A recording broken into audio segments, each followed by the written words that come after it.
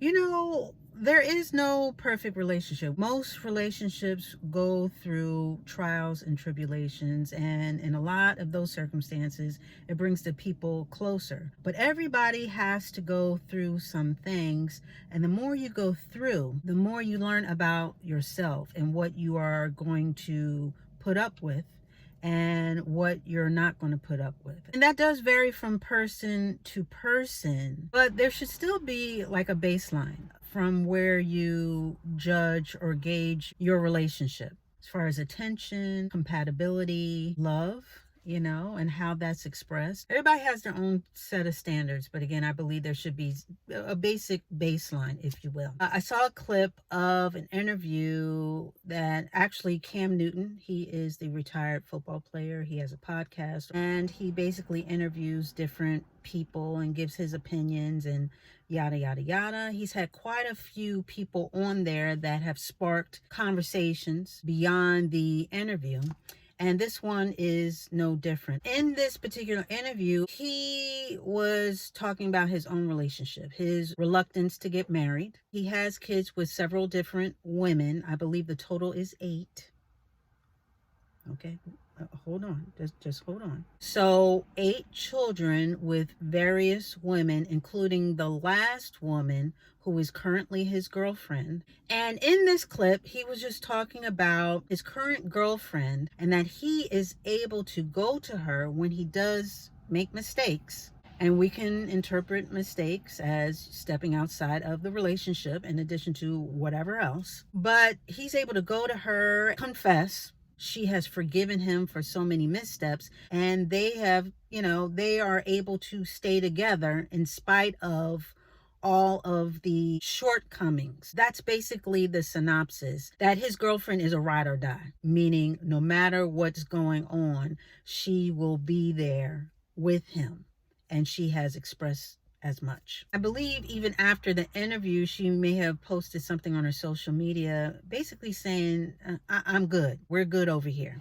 Now, I will say that we don't know everything that goes on with their relationship or anybody's relationship outside of ours, but just the basic points that he gave up, that he shared with the audience. So a lot of people took umbrage with the fact that he continues to disrespect her. That's how a lot of people worded it. How disrespectful he was to cheat on her, especially being that I believe both of them are public figures. How she could be so forgiving, and why isn't she demanding more of him and the relationship? People were putting her to task, as well as Cam. He wasn't unscathed in this whole back and forth. Now, this is just one couple, and of course they're more public, but a lot of us know a lot of women and men that are like that. They stay in relationships, and we touched on this a little bit before as far as knowing your value, and staying in relationships that aren't working for you, and how you can hold on to something that's not meant for you, and in doing so, that can block you for what is actually meant for you. You can actually block your blessings.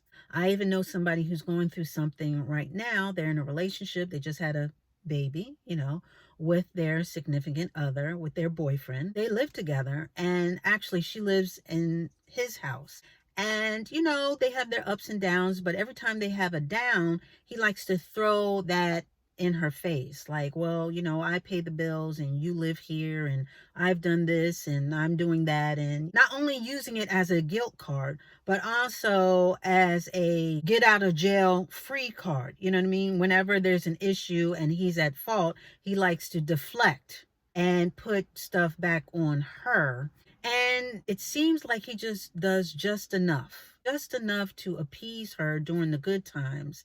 And then when the bad times come up, that's when everything unravels. She has complained about this, and I keep telling her, well, you have decisions to make. And she'll say, well, he does this, he does that. It's like they say, even a broken clock is right twice a day. So just because he's good during certain times doesn't mean that he's good for you, especially if you're complaining, and especially in certain times when you really need him, he doesn't come through. He does just enough to make you think that he cares, but not enough for you to feel loved and appreciated. The point where sometimes you question how he feels about you. That's an issue. So with these certain scenarios, again, this would not work for me. But I can say that after having been in relationships where I had to learn really where to put my foot down and where my line is drawn. For some people, it's cheating. For some people, it's lying. For a lot of people, it's both. For some people, it's money, that they're not good with money. But the whole point is that no matter where you draw the line, there should be a line. And I think that's where a lot of us fall into this whole cycle of psychosis where you want to believe and you make yourself believe something that isn't really what it is because there is no line. You really don't have a line. Or if you did, you keep pushing it. You keep pushing it farther and farther out, hoping that the person is going to correct and be better and do better. You're allowing these things to happen. You're allowing this person to treat you in a certain way with no guardrails, and then become surprised when it comes out with the same result, when the person already showed you who they were the first time, the second time, the third time, and on and on and on. You have to have standards for yourself. You have to teach people how to treat you. If someone thinks that they can get away with doing things without any type of repercussions, with any type of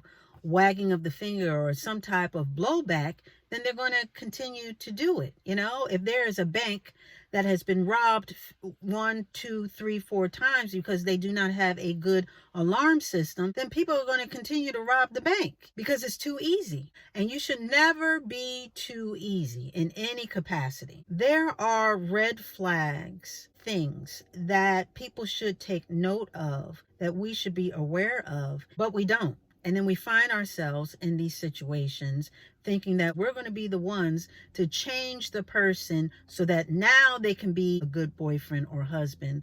And meanwhile, they've already shown you and told you through their acts, through their words, or lack thereof, through these signs, they've already told you who they are. And for me, and I've said this before, anybody who has multiple children, now I understand one, and I understand if you've been married and have had multiple children and are now divorced. I totally get that. But to have never been married and then have multiple kids, not even by one person, but by multiple people, for me at least, that's a red flag. That's a red flag of someone who does not have any direction, someone who does not have discipline, someone who is undecided as far as not only where they want to be and who they want to be, but to whom.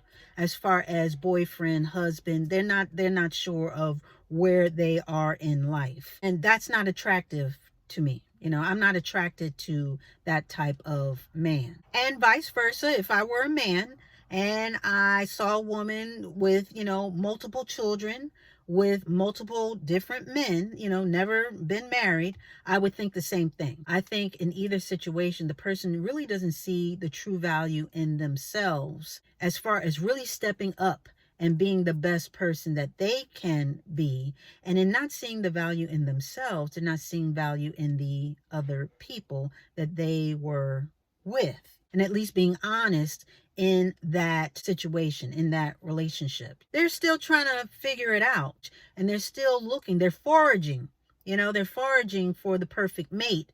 And meanwhile, you're investing in this person that's still foraging and trying to find themselves as well as their perfect mate, which to me sounds like an excuse because there is no perfect person. And once you know your person, But instead of being honest with themselves and the other person, they go around and they are foraging and leaving little deposits behind. Meanwhile, you come along, you see all these red flags, but you think you are going to be that one person to turn them around. Once they see me, once they get a taste of me, once they get a look at me, once they, find out what I'm about, once I lay this on him and do this to him and all this other stuff, he's going to know. You tried all the rest. And now you got the best. And I'm going to win this so-called prize. But meanwhile, you're the placeholder. At award shows, they have extras that sit in these seats so that when the stars, the real stars come along, whether they're at the bathroom or they arrived late or whatever, but they basically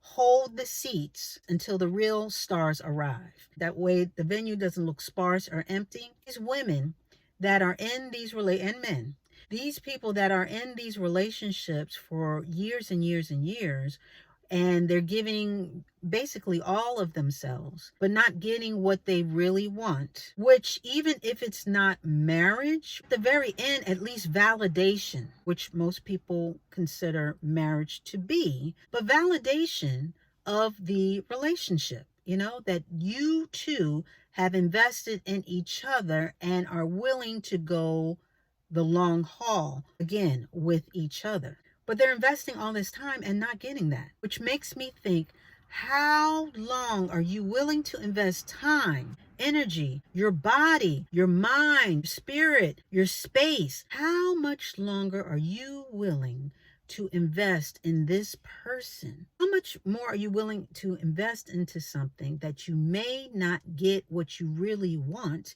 out of it? And again, at the very least, people like to say, oh, I don't want to get married. Everybody wants to be validated. Everybody wants to be validated and made to feel like they are the ones. And someone cheating on you, stepping out on you, having kids with other people, the things that you find important, they don't find important. You can never seem to understand what you're saying, even though you are using basic English. You guys have kids together.